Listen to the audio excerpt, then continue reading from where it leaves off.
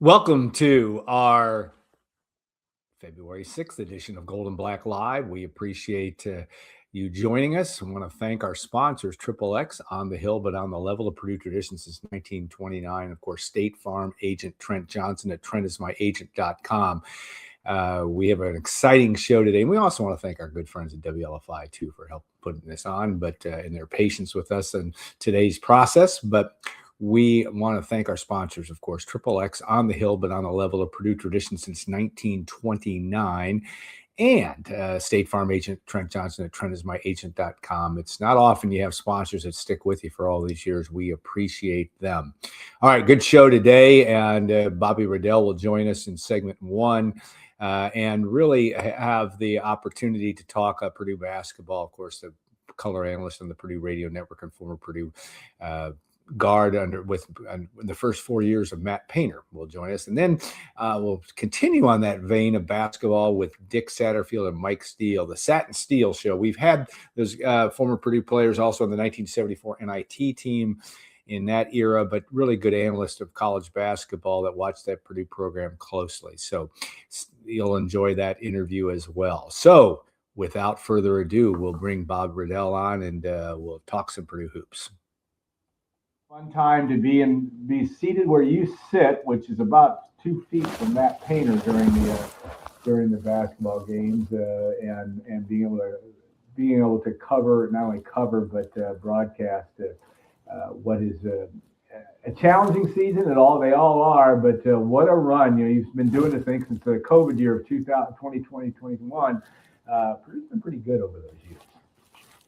Hey, Alan, thanks for having me. And yeah, we sure have. It's a question I get a lot with, my position as the radio analyst with Purdue, just going around town and things of that nature with my, other parents with my kids' school. I get that question all the time. Like, hey, do you enjoy doing what you get to do? Do you have fun being the radio analyst? And I'm always just, have that answer of, yeah, I really get to enjoy it. And I'm spoiled because, like you said, ever since I've been doing it, Purdue's just been flooded with All-Americans and successful seasons, going to the NCAA tournament every year I've been doing it.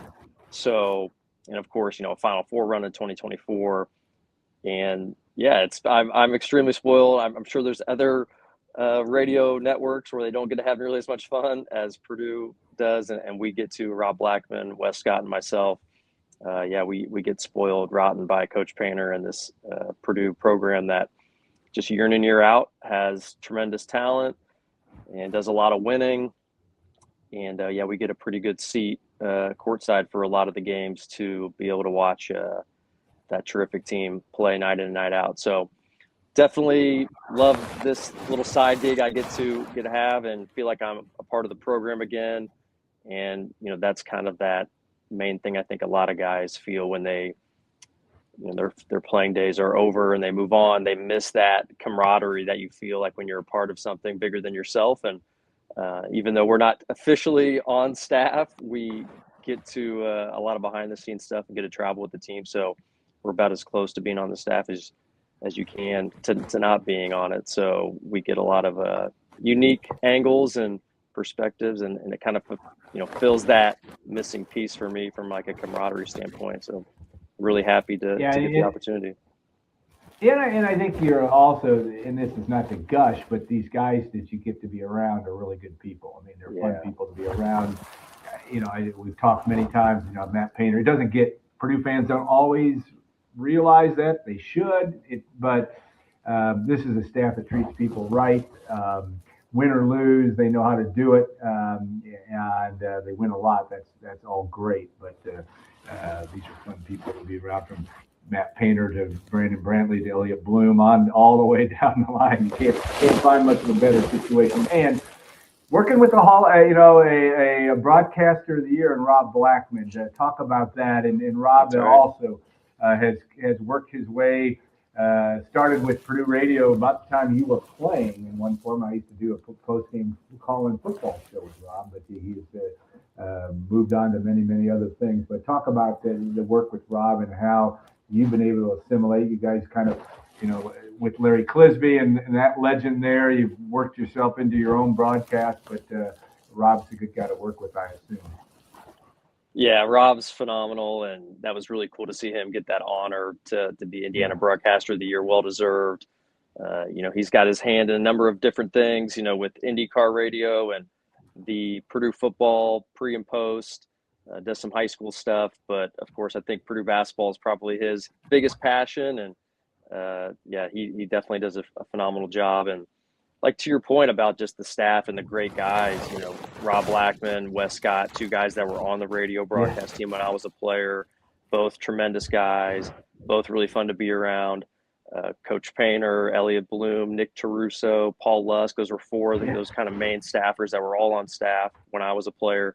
So just all the connections from even my early days or Coach Painter's early days and my playing days to now, just that continuity, everybody, pulling the rope in the same direction, and just all, like you said, really good dudes. And I think it just makes it for such a fun environment and such a great culture to be around, whether, during good times and bad times, right? Like we just went through a 3-game losing streak. Times are tough, but that you have a lot of great people in that room trying to get things on the right track. And that started out with that nice win at Maryland. And thankfully I get the chance to call these games with Rob Blackman, a guy who, he had huge shoes to fill, right? You're coming for a guy in Larry Clisby, an all-time legend. We still get to see Larry on the Jumbotron as part of that intro video. Whose house, our house. Love seeing that tribute to Larry. He's got a banner up in the rafters, and rightfully so. A lot of my childhood memories. The first team I really remember was that 1993-94 Glenn Robinson team when he was named National Player of the Year. They made the Elite Eight, won the Big Ten. That was kind of my first real team that I remember the ins and outs of. And a big reason of that is there was a championship video that they made of that team that was they sold on VHS, and Larry Clisby narrates that entire video. And I'm sure I heard Larry on the radio, driving around in the car with my dad and things of that nature too. But that video and that team really made me fall in love with Purdue, because I probably watched that video, God knows how many times. And Matt Waddell, and that was the reason I wore number 11 at Purdue, was because I was a big Waddell fan. And Conzo Martin, of course, who was my coach for 3 years at Purdue, was a big piece of that team. And the big dog were kind of the three-headed monster, along with Coach Brantley and a number of others who played big roles in that team. So, Larry, such fond memories of him. And Rob Blackman's done a tremendous job. Every game he gives a shout out and kind of a tribute to Larry Clisby by the first 3-pointer that's made by a Purdue player. He says bullseye in kind of honor of Larry Clisby. And then he transitions to the triple times after that. Yeah. But really enjoy it. We have a lot of fun together. We try to make the broadcast fun to the best we can. We know it's a serious deal, obviously, but we try to mix in some comedy. I don't know how funny it is to others, but we try to have some fun from time to time. And it's good stuff. Yeah, it is, and it comes off pretty organically. Tell me something about Rob that what makes him good. What when you have a guy like that has been doing this for a long time, and the pride of North White High School and all that. Having that opportunity to be able to get to the level that he's at. What do you think is his secret sauce in terms of what makes him good at what he does? Ooh, yeah, for sure. I mean, definitely a number of things that come to mind. I would say first is preparation. He does a tremendous job with his preparation. He's got, a long laundry list of things that he puts together for every game, going over the rosters, going over talking points, because he prepares pretty much all the talking points for the pregame show. It's an hour-long pregame show. I know some other teams maybe just have 30 minutes or so. So his preparation is phenomenal, puts in the time, puts in the work, always knows, the opposition inside and out, and knows the key things going on with our Purdue team for that particular game. And then I think his, passion for Purdue University, right? His passion and enthusiasm for the basketball program. He's been around it now for a long time. We talked about it. His first year on the broadcast team was my freshman year. So back in 05-06. So he's just been around this program. He's got all these relationships. He's done a podcast with Elliot Bloom. He's now him and Joey Molinaro doing that Purdue Sports Athletics podcast.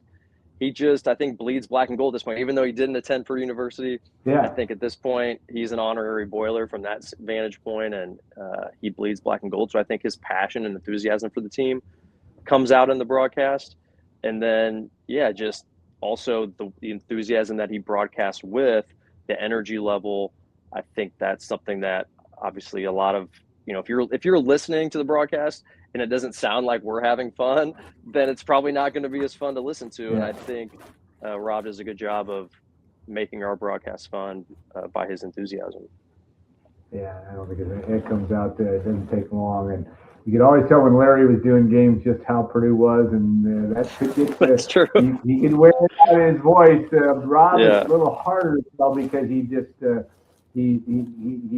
obviously comments and things aren't going well. But the thing is, over the last period of time, things have gone pretty well. Right. It's pretty rare we've had a broadcast where we're like, man, Purdue's just down and out. We have nothing going for us. There's been a second half couple against Iowa State, maybe. Yeah, second half against Iowa State. I know for a fact, I try not to do this, but I guarantee it happens. His color analyst, Rob's color analyst, definitely gets a lot more quiet when Purdue's not playing well. You hear much less of myself because I think a lot of times I'm just sitting there bummed out. But fortunately for us, we've had a lot of positive things. All right, little technical difficulties brought on by yours truly, but we're back to our third time we're asking a question about Lance Jones and Bobby Riddell, talking about interjecting humor and humor into this interview, but also with respect to Lance Jones and the fact that, and as I said, I credit Brian Newbert. I'm sure others have talked about it. You saw it firsthand. A guy that came in and did the Lance dance. He made plays too. He was a terrific player. It's not a concern. It's just different guys are different personalities. And the 2026 team had pressure on it, certainly, when you're a preseason number one and all that. And I'm not saying that they're not having fun out there. It was fun in Maryland, and Fletcher Lawyer brings that when he's making shots. But talk about that chemistry and that importance of, just staying focused on the task at hand, but also, like you in the broadcast booth, it's fun to do this. And Braden Smith and Fletcher Lawyer and TKR would admit the same thing, but just showing that joy and keeping that in perspective as Purdue has that challenging few weeks down the stretch. You're right. I think that's a great question and a great thing to bring out about, Lance Jones and just what he meant to that 2024 team. Just the way he was able to play with that enthusiasm was really contagious, right? Like the way his mannerisms, the energy, the joy, I think that brought the best out in, his backcourt mates and Braden and Fletch and other guys on the team too. And you're right. He did so many things, whether that's the Lance dance or, just his smiling and things of that nature, his charisma. It was great. And I think the team needed that and they fed off that. And I think this year's team probably could use some of that from time to time. This year's team just has a lot of those kind of more mild-mannered guys. And, that is going to be an interesting thing that this team kind of has to deal with as they move along. Can they find that joy? And like you said, I think they all have fun playing, but they maybe don't necessarily always show it that way. And so maybe it's not as contagious sometimes to others. But you're right. This team had so much high expectations coming in, the pressure of that, maybe we'll see kind of moving forward after that losing streak, some of that pressure goes away a little bit of like, hey, we got to win every single game. And now maybe these guys can kind of play more free and have some more fun and maybe show that. And that way it can be more infectious throughout the rest of the group. And like you said, the way Fletcher played the other night, it's hard not to have fun when the shots are going in, right? And a guy like Fletch, I think he is kind of probably – he plays the crowd. Yeah, I would say he's probably the most emotional leader of the team right now, certainly the most vocal of that senior class. And, he was really scuffling, right? He was really going through it in January, really struggled to shoot the basketball. So, obviously, if Fletch is not making shots and playing at a high level, like he's not going to be as joyful as he would like to be. And so I think a lot of the team was able to feed off his success. And so, he feels like kind of an X factor for Purdue. When he plays well, Purdue really often plays well and wins. And, they're 21-0 now when he makes 4 threes or more in a game. So, he's a big X factor for this team. Braden and Trey are the two best players. But, Fletch is definitely going to be somebody to watch. And we got other guys who certainly can step up game in and game out. But it feels like when Fletch is rolling, the Boilers are rolling. And yeah, we got this game here with Oregon coming up. Yeah, certainly feels like an extremely winnable game on paper based on their struggles and their injuries. But then then it really gets real, right? That 6-game stretch coming up after that, all against top. I think I saw this morning Ohio State's 41st in KenPom, and that would be the worst team. That's the final game of that 6-game stretch at Ohio State, and they would be the worst team in the net. I think 41st in the net, so they'd be the worst team in the net of that 6-team group that we play over the 6-game stretch. So 6 games against top 41 teams, 3 on the road, going to be an extremely difficult stretch, and kind of one of those, not a make or break for the season, obviously, because Purdue's going to make the NCAA tournament and still going to have a chance to do amazing things in March, regardless of how this goes. But certainly a make or break stretch regarding your Big Ten title aspirations, and going to have huge implications regarding what sort of seed you're able to get in the NCAA tournament on how that stretch goes. And Purdue's obviously going to want to win all 6 of those games, and will be fully capable of doing that. But, from just a broader standpoint, if you're able to come out of that 5-1, 4-2, something of that nature, you would at least be pleased from that vantage point to come out with the winning record, because it's going to be an extremely difficult stretch. Yeah, I think it was your senior year you won the Big Ten tournament, right? Is that Yep. right? So in 2009, and that is going to be an unbelievable event. Maybe you have not a lot, may have some seeding on the line, maybe not a lot of it, but I would argue that Illinois has to lose to Michigan State on Saturday night, or Illinois you look at that schedule for the regular season is going to be darn hard for Purdue to catch them. I should say that. Even if Purdue goes undefeated. And that is a tall task for Purdue and for everybody. I mean, the league is just, especially the top 4 teams, I'll throw Nebraska in there, is just it's a gauntlet that you want to have it that way in a lot of ways, because that mimics the NCAA tournament, but that's what the league is. Yeah, the league's great this year. The top portion is phenomenal. Those 5 teams. Michigan State, slipped up the other night at Minnesota, but it does feel like those 5 teams, for the most part, have separated themselves.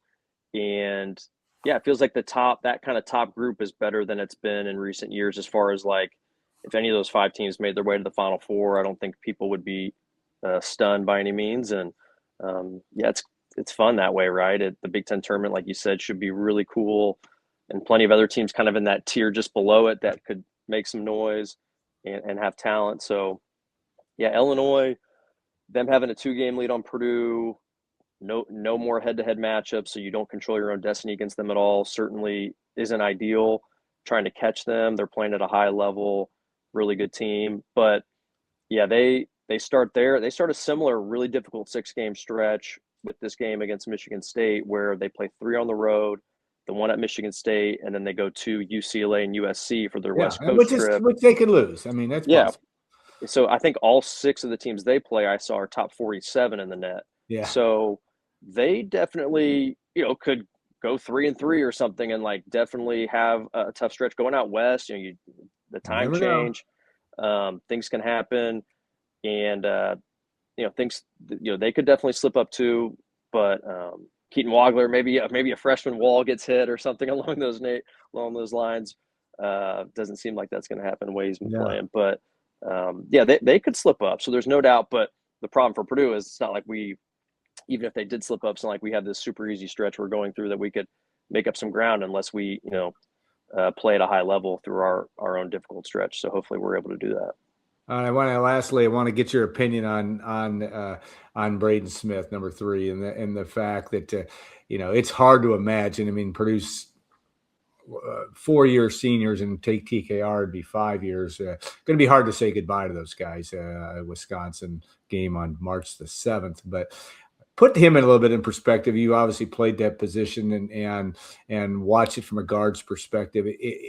I don't know if there's anything new to say about Braden Smith. He's been so unbelievable, and he's lived up to, whether he makes consensus first team All-American this year. There's so many good players. You never know, but I don't know how he's not going to. He's played at that level. But give us your perspective on what that career, you've watched it all from a stone's throw away, and how good he's been. It's just hard to even put into words, at least for me.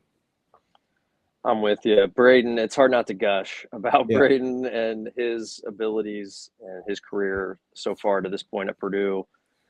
Just been a phenomenal player, the best point guard I've ever seen play at Purdue, certainly with my own two eyes, and one of the best Big Ten point guards of all time. Certainly, I think he's going to go down. A lot of it, depends on how his NBA career is going to go, but Sure. I think at least from a college standpoint, we'll go down, in the likes of guys with like Isaiah Thomas and Magic Johnson, Cassius Winston, some of those great all-time point guards in Big Ten history. His name's going to be thrown in that group, and it's been a joy to watch him up close and personal. As someone who played some point guard at Purdue as well, like it's just some of the plays that he makes. I'm just blown away because I wouldn't even, like in my wildest dreams, even attempted some of the plays he makes, let alone attempt and pull off. And he just has such unique capability to manipulate the defense with his ability to, make plays off the dribble, and his ability to shoot the basketball off the dribble also makes him so dynamic because teams have to honor that, and that allows him to, then get by and break down defenses. And he jumps in the air and makes a lot of amazing plays, and it's kind of counterintuitive to what a lot of coaches would talk about. Leaving your feet a lot of times is major no-no from a ball handling standpoint, but he's actually probably creates more advantages for Purdue by doing so than disadvantages, which is just a testament to how creative he is and how good he is. He often at times, I think, creates passing angles for himself by leaving his feet that wouldn't be available to him if he stayed on the ground. And it's not 100% foolproof. He does at times make mistakes by doing that. And I know the coaching staff would like, sometimes to see him play off 2 feet and jump stop and things of that nature more often. But I think he kind of rides that difficult balance of being under control, playing off 2 feet a good amount, but also making that splash play that he can make by leaving his feet and creating angles that aren't there to him if he doesn't. So just an unbelievable player, 3 levels. His ability to make those kind of fall away mid-range shots that would be super low percentage for most normal players are high percentage shots for him. And that's why I just think he's, the NBA game is a lot different than college. We know that. And he's obviously got some, limitations, physically from a stature standpoint, but he's got a great wingspan. And I think he's going to be a phenomenal NBA player. I just think his passing ability, his ability to shoot. I think he'll be able to shoot the NBA 3 no problem. And think about him with like 4 other NBA players on the floor with him at all times. Like I just think about how much advantages he's going to be able to create for those guys with his passing ability. And I think defensively, certainly he's never going to be a star. You wouldn't think at that level from a defensive standpoint, but I think he can do enough defensively not to just be getting picked on time after time. Yeah. And time will tell. Certainly going to the right situation, going to a place that's going to be able to give him an opportunity is going to be important. Going to a coach that believes in his abilities and all those sorts of things will be huge for him, just because he's not going to be someone probably who's like just picked in the lottery and is handed opportunity right away unless he earns it. So that's going to be fascinating to see. But man, for the next couple months, we still get to see him in black and gold, and I'm thankful for that. And I hope he kind of gets that Cinderella story and is able to not only break the all-time assist record, but take Purdue to a national championship in Indianapolis. And man, wouldn't that be something? Yeah, no doubt. And he is I don't think you ever want to tell Braden Smith he can't do something, because that's just not in his deal. And I'm with you on the right situation. He's got Steve Nash, Chris Paul type qualities. No doubt. Those guys better than I do, but I'm not saying he's going to be Steve Nash or Chris Paul. I'm not saying that necessarily. Everybody wants to compare him to T.J. McConnell. Sure, but right. Some similarities there too, but there's similarities too. But all right, and I one last question. Obviously, a little bit of news yesterday on Oscar on Thursday on I don't know if it's news or just a discussion on Oscar Clough and potential another year of eligibility, depending on a number of things. What the court, and this is the sad thing, it's not a basketball court ruling, it's the court rulings or whatever ends up happening with eligibility in the NCAA. Who knows? Bob Riddell may come back for Yeah, a that's sixth right. year or fifth year. That would be just perfect. But just the dynamics of what Oscar's brought, it'd be great to have him. But this is not a program, assuming everybody comes back, that's going to have a bare cupboard, so to speak. Whether Clough has the opportunity to come back, but this is going to have there's still a good roster of really good players coming back for 26, 27. Yeah, the Oscar situation, definitely interesting one to monitor, right? The assumption was this was going to be his last year. I think they decided that players who played 2 years of JUCO were going to be granted 1 additional year of eligibility for that time period. But it seems that some other, individuals that were given that opportunity are challenging that and maybe wanting to get, for the 2 years of JUCO, wanting to get 2 years of eligibility back. And there's some football players that are challenging that right now. And so if it gets determined that for both years of JUCO, you get 2 years of NCAA eligibility, I think that would obviously then be a sign for Oscar that would get the same thing. And then the question would be just whether Oscar wants to stay in school for another year. And if he does, will he stay at Purdue? And I think all indications are there would be a strong chance of that happening if he is granted that additional year of eligibility. Because I think Purdue, if Oscar did move on, Purdue would be certainly looking for a front court player to fill his void to some degree. They got some other internal options with Raleigh Burgess coming off redshirt.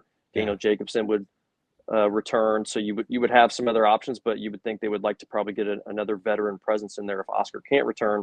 But man, wouldn't it be nice just to be able to check that box by just bringing Oscar back? We've seen, what he brings to the table, especially with the fact that you'd be losing Trey Kaufman-Renn, having a bona fide back to the basket, low post option who can score with either hand, who's a willing passer, can draw double teams and kick out. That would be a huge piece to bring back a guy who's a great rebounder, because you're going to lose so much of that offensive punch with Braden Flesh and Trey walking out that door. So to have someone who's familiar with the system, the staff knows his strengths and weaknesses and everything he brings to the table, that would really help the transition to that kind of next team for next year. And like you said, still lots of talent coming back, a lot of great freshmen coming in. Sanan Wan, that would be another option in the front court coming in. Looks like a tremendous prospect. But I think having grown men certainly always really helps in today's. We saw what Indiana football was able to do with all those grown men on their roster, and so just having that veteran team and veteran experience and guys in there 22, 23, 24, it certainly, you can't have enough of those guys in today's college sports. All right, that is the new world of college sports, and we're all adjusting to it. But look for Bobby's work on the Purdue Radio Network. I always love the fact on these road games when you got to go in and record your interview in the locker room. It's not quite the same setup as it is in games in Mackey, but you do a great job with that. Have a good sense, even though Matt Painter's gracious in any situation, you still do a good job of knowing when to keep it short or keep it, I think I want to listen to your Indiana one. At Indiana, you mean? Yeah, you knew that the coach wasn't real happy, and yet he's great. He could be better for he's Matt Painter. He's so phenomenal. good. But anyway, we'll look for Bob's after losses. work. I like to keep it at two question max after losses. Well, and those of you those that are listening, I said, man, keep going, man. But I get it, and I totally get it. And you guys got to get on the plane going back. You got a number of factors. And he's got to get to his other, bigger media responsibilities typically. Yeah, and so I don't like to keep him waiting too long. Yeah, you do a great job with that. And like as I said, look for Bob and Rob's work and the great Wes Scott too. We love Wes, but on the Purdue Radio Network throughout, it's always fun when you win, but these guys do a great job of covering Purdue basketball, and Bobby Riddell has lived it, and that's important too. Bob, have a great rest of your day. Thanks so much for taking your time with us and some of our challenges today. We got through it. So as far as we know, and yes, that's always good as well. So we'll be back in a couple minutes, and we will have Dick Satterfield and Mike Steele, guys I'm sure Bob has met over the years, that we'll talk a little Purdue basketball as well. Awesome. Thanks for having me on, Alan. Appreciate it. Thank you, Bob.